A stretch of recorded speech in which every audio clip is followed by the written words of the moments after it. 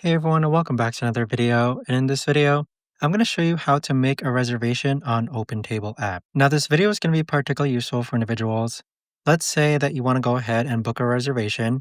How do you actually go ahead and do so on the OpenTable app? Now, this video is going to be short, sweet, and simple, guys. There's not going to be a lot of steps involved.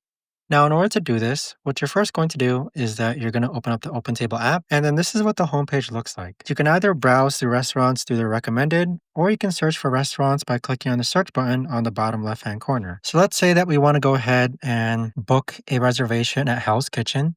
We would click on Hell's Kitchen, and then we would actually go ahead and select one of the times here. So by selecting one of these times, this will be a reservation. Or we can click on View Full Availability. We can change the date, and we could also see the available times specific for that date. So let's say that we want to make a reservation for November 5th at 11 a.m. We would just click on that time and then click on Continue with Standard Reservation. But that's pretty much it though, as far as how to book a reservation on the OpenTable app.